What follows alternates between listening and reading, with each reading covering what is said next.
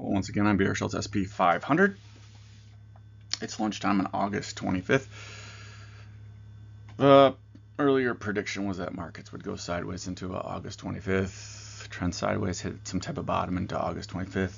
We hit a low on SPX 500 USD on the morning of August 22nd. So we got that prediction by the model, plus or minus a day for tolerance. And then the next minor low, I believe, will be around post-Fed meeting. So I'll show you the model for that. And then obviously we have the price termination targets. Seem to be working pretty well, honestly. Quite interesting how the SPX 500 USD on TradingView.com kicked up to 64.90-ish and then halted right where the model, right where the price termination targets predicted. So I find that always interesting. It means that the way that I structured the calculation on that one, at least, was must have been properly synced with the market's structure, right, for it to hit precisely there. If you look on SPX 500 USD as well, you'll see that the I think the first target was 60.70, and that was hit as well, and then pulled down substantially. Then we hit 64.90, and then we pulled down substantially, or went sideways, right? So it's interesting how it tags these points, and then stutters, stalls, right? And it's kind of trying to see what it wants to do at that point. So I'll go over the price termination targets as well. We have just over 5 years before the next Great Depression window opens up. So I would think that interest rates would bottom, Q1 of 2028, and then again, maybe around Christmas or Thanksgiving of 2030, and then 2031 through 2033 would be the Great Depression window. So we'd see a macro peak in markets at the end of 2030, late 2030, and then we'd see substantial selling or crashing of markets in 2031 through into early 2034, maybe mid 2034 for the final bottom. But the highly anticipated Great Depression window is en route, very much so. So hopefully President Trump can shore up the United States as much as possible. And really, I think that would best protect the overall global economies if the United States does a good job of protecting itself and making sure that its economy is robust. I think that would be a strength for the rest of the world as well. So that would hopefully buoy the rest of the world's economy from not going too drastic into late 2033 to early 2034. Some anticipate that the AI will take over. Maybe communism will take over the world system in 2031 through 2034. It's the window, right? Anyone can say anything about these windows of time. Obviously, I expect that 17% to 34% of the middle class will be wiped out in the United States, or at least that's the general target that I believe will be heavily impacted by the coming Great Depression window. And hopefully, hopefully Social Security is shored up and things like that. I know I'd like to get Social Security in 20, 25 years from now. So hopefully the measures that have been taken are enough to protect against this window. Obviously, that's when the 100-year test in engineering class, one of the engineering classes I took up at the college I went at for engineering classes, you have a 100-year test, and that's kind of you hear that every now and then, especially with like the hurricanes down in Florida. You have a 100-year test. Can it withstand the extreme pressures, strains, and stresses of what occurs every 100 years? That God, acts of God, rightly so, are tested in the world's weather system. So financial system is just the same. I believe that will be the next severe test. So let's see what happens. Let's move on to the models. This is the bottom model, if you will. And the green dashed trajectory is striking the top of the graph right around the Fed date. So I'm expecting that there will be some type of sell-off in markets around the Fed date. So it's really hard to say exactly what day, right? The Fed date could end very strongly, or it could crash. It's hard to say, but the model's projecting that there will be some type of buy point, essentially, right around the 19th or just before, which obviously is the Fed date window. And I think there's a holiday that still needs to be taken out, so it'll get pretty close to the 18th, 19th in this frame. So my expectation is there's some type of 70, 100 point, 120 point drop in markets, and that's some kind of bottom, and then we continue up into roughly the first week of October. October 1st is roughly the peak date right now, but I would say in more general terms, roughly the first week of October would be the peak. And I guess we can go to the next chart and I'll show you the peak model. So there, again, there's some kind of short-term bottom just after the Fed speaks. Maybe, like I said, maybe the next day, maybe get a day and a half of selling, or sideways, or some type of push down the market, and then we head back up into the final peak, I believe, which the next final major peak will be October 1st, and then we would sell off into roughly that October 20th time frame. Let's see, October 20th is is a Monday, just like Black Monday 1987. Nice. So could it be the 21st or 22nd we bottom? Sure it could. But so expecting that there'd be some kind of peak around October 1st, and then we sell off or go sideways into October, the week of, I should say the week of October 20th. That would be better, maybe better put, because obviously I've shown in my previous videos how the VIX shows on the weekly scale a major peak in the VIX sometime in that time frame. So the VIX could get very dicey. We could see some very volatile markets. Some political event or something will take over and crash the markets into that 20th through 22nd, 23rd time frame, I believe, right around there. So let's move to the peak model.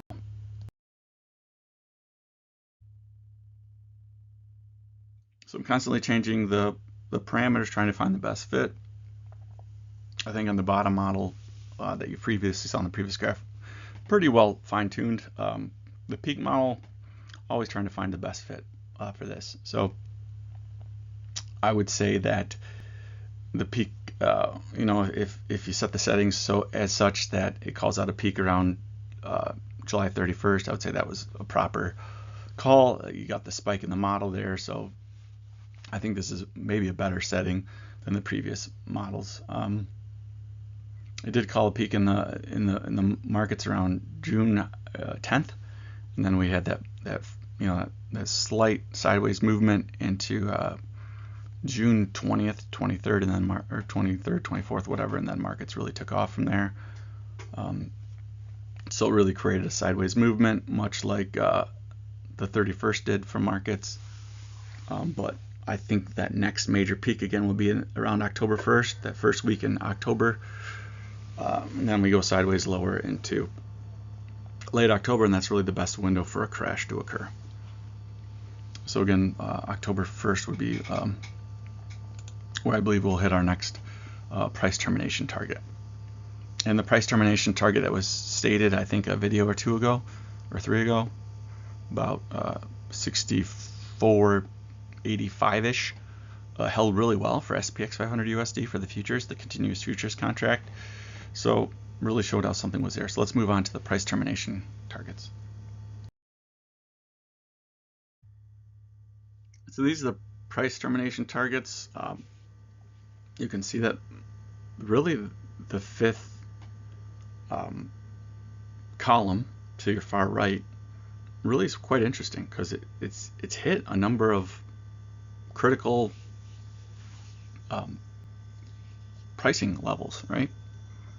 I mean, the whole market really terminated at 29.30, I think in 2018. And 4,800 at the end of 2021 was a huge termination point, right? And then 61.40ish in early 2025 was a huge termination point. And so the next, if you want to classify, the last column is the heavy hitters column for major price termination. You'd be saying, okay, you take the average of 72.60 and 73.90, you know, that puts you around 7,300, 73.30, low 7,300s for you know, an estimate before we see a huge termination in the pricing in markets, which I think would be in early February 2026. And that's where I would expect it to occur. I would think that we would hit like around 7,300, a little higher than 7,300, and then we crash 15-20%. And that's really the mark of the hallmark of the price termination target is you either get a really long standstill or you get a huge crash. And that column, the fifth column to the right, really again has provided some pretty interesting crashes. I'm still studying markets back in earlier to see if one predicted like a final target of around 3,400. I think I had one calculation pop out like around 3,400, so maybe I'll update that in the future, but right now it's just in column number 2, which doesn't carry a lot of weight, but obviously the crash of 2020 was a huge crash. So I'm still looking into that and trying to understand how to best calculate or at best understand you know, market terminations predictions prior to that. But all these other ones, the 2022, you know, you had the early 2022 crash, you had the late, you have late in the year 2022 crashes. In 2018, kind of the same situation. You had an early crash of 2018, and you had a late year crash of 2018. So the structure's there for my calculations. And same with 2025. We've, at least in my opinion, obviously I can't explain too much because the proof is in the pudding. I can't give away Colonel Sanders' secret recipe, so to speak.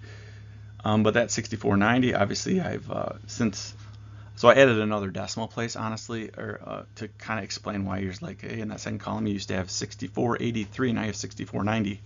Why the change? Well, I added another decimal to my my calculation, and you know, when you're dealing with these calculations, you know, a decimal shift up or down, you know, in the third or fourth slot to the right of the decimal can just knock the numbers around 5-10 points. So that's what you saw there, and then I round it essentially.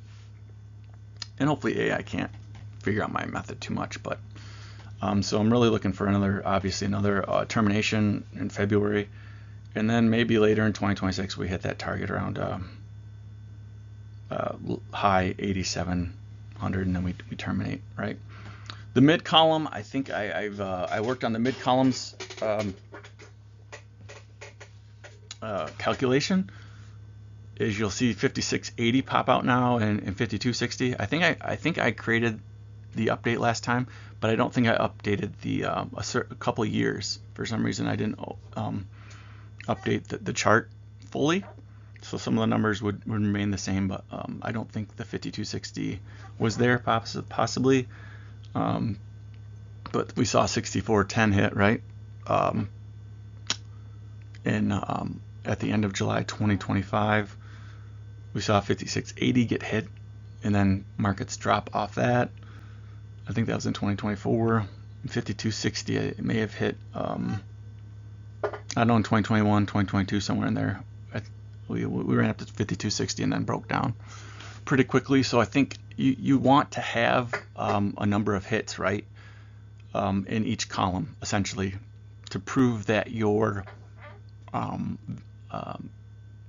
calculation for each of your levels is synced properly, right? If you're getting 5 hits out of 7, odds are you've synced with some type of reality within markets. But if you're not getting any hits, like only one, out of 10, then, why would you really use that calculation? So those that are highlighted in bold are, those were I was checking those, and I said, yeah, that hit. So obviously 7240 and 6800, 6850 level for maybe October 1st. Now, could it be the end of December that we see the 6800 level, 6850 at the very end? It's possible. So it's kind of like you level up every time, right? So we went up to 6490, and now we're trending sideways. And then the next level would be your 6800, 6850 level, right? You level up. And then you kind of figure out where it's going to go from there. Let's say we get up to 6830, let's say, in early October. Then we have some kind of crash, and then the next level up would be to your 7300 level by year end or early January. Or maybe even, early February, we hit the next the trajectory of 7300 level or a little bit higher. And then we have a bigger crash, because it seems again that once you hit the number in the rightmost column, that's when you have the really big crashes, which is pretty cool, right? We hit 6140, we hit 4800, we hit 2930, we had some pretty significant crashes off those levels. And so I'm not expecting a huge crash at 6800, but a decent one. And then I think the full termination or reset of the entire cycle, macro cycle, would occur after around 6300, a little bit higher, 6330, 6340, or sorry, 7300, 7340, 7350, somewhere in the low 7300s for February. Sorry if I said that wrong. You can see the numbers on the chart. If I misspoke, I'm sorry, but the numbers on the chart are basically what I was trying to read there. So again, thank you for following me. Sorry for my creaky chair. It's my old man chair. Thank you for joining me on this lunch break on August 25th. And yeah, hopefully you're enjoying this end of decade rally as the Roaring 20s continue. I got the April call wrong. If you're new, I got that wrong. I didn't call the bottom at all. I failed at that. Got too emotional, got wrapped up. That was a huge error on my part. The models did call the peak at the end of February, late February, but misplayed it and called the bottom in mid-late March. Those were going well, but once the April 2nd peak came in and then crashed, I misplayed that. So I want to make that noted. Some people throw stones at me all the time for that. But again, that's why I don't charge a subscription cost, because you can get 10 out of 11 right, and if the 11th one is a big miss, then everyone yells and screams at you, no matter how many you get right, and they all want their money back and tell you how horrible of a system you have and really give you the beat down. And so that's why I just leave it more for donations.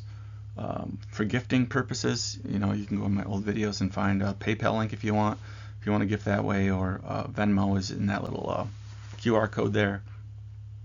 But really, my focus is the GoFundMe through the end of 2034.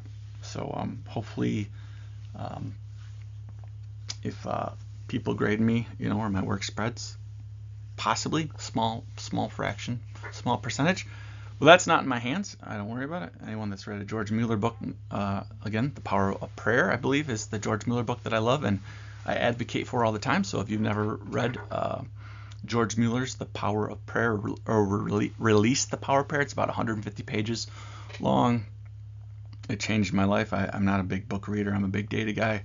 But in the darkest period of my life, that really encouraged my faith in the Lord Jesus Christ. And I would say that my faith in Christ has never been the same since. It's always been more robust, more reliant upon God. And so through faith in Christ alone. And so do I really trust that I need to do a huge sales spiel to get gifts into 2034 to reach a target of 700,000 or 770,000? No, I really don't. So I leave that in God's hands, right? And if you read the George Mueller books and you follow the life of George Mueller, faith of George Mueller, faith journey, yeah, his faith was completely in God's goodness and what he would provide. So number one, you got to be pretty good at this stock market forecasting stuff, right? You got to be halfway decent. Do I think I'm there? Yeah, I do. Do I think I made some big mistakes? Yes, I do. Do I think other halfway decent market timers that make millions of dollars make mistakes? I think they make a lot more than I do, honestly. A lot more mistakes, and they make a lot more money. So, yeah. So, do I think my gifting target is possible? Of course I do. $750,000 of gifts is possible by the end of 2034. Do I think I'll fall short? I very well could, right? I could only raise a couple $1,000. Very possible. But, any one of us that has strong faith in the Lord believes that if he wants to do it, he certainly can. So that's why I placed my target about $750,000. And again, in this day and age, you never know if a good-hearted individual, billionaire, millionaire, really wants to provide a big gift. You never know. And I think there's going to be one or two in my lifetime that make it big off my work. And I think, I'm not a professional. I'm not licensed in any way. But I think at some point, my models will do exactly that. They'll provide great assistance or great visuals, and hopefully my pricing targets get to the point where they're highly effective as well. I think they're getting there. I think it's a huge discovery that I've just made from my pricing targets that you're seeing on the screen. That's a new development, and it's my own technique that I've created. I got in contact with an old friend from the UK, I think some of you might remember, and he kept throwing some targets at me. And then I'm like, and then he said, that's all I'm going to give you. And then he said, I'd like to just keep to myself. The guy's a legend, honestly. The guy has bought quite a few sports cars off of his technique that he uses, and he's really leveled up. So congrats to you, sir, if you ever listen to my work, which I'm sure you don't, because you only focus on your own work from what I remember. But when he kept throwing those price targets at me, then he said he'd like to be left alone, because he's reached and attained everything he's want in life. But he stayed in contact with me for a month, kept on throwing price targets at me. And after he asked to be left alone, and I wanted to honor his request, I asked the Lord. I said, Lord, there had to be some reason why you brought him into my life for so long. And it wasn't till after that I started really doing some serious studying, trying to understand what he was saying through his price targets. Went back and studied the structure around those areas that he was projecting price targets, and then I obviously built my own system for how I produce macro price targets for the upside. And it's not too simplistic. It's pretty complex, but at the same time it is simple. So because I used to ask him, I'd say, so how do you come up with your targets? And he'd say, it's just my math. I'd say, it's just your math. I said, what do you mean by that? He says, it's just simply my math. I'm like, you don't use any indicators, any software, anything like that? He's like, no. So that's as much as I can give you, the listener, as to how price targets are usually predicted by individuals. Now, obviously, I love Excel, so obviously I'm going to put a little of my math into Excel so it calculates my price targets for me after I've developed my method. But it's simple. It's my own math, just like he said. This is my own math, how I come to my targets. I don't use your standard cookie cutter fib extensions. I don't do that. I've created my own system of understanding structure and things like that, and then more complex formula, if you will, for predicting price targets from structure. And with that, I think I'm done for today. 25-minute video for August 25th in part 25. All right. Till next time, take care. Again, this is just a snippet of the GoFundMe page. I didn't want you to forget that, so thank you. And please bookmark it, whatever, and watch it over the next decade or into late 2034. Thank you so much.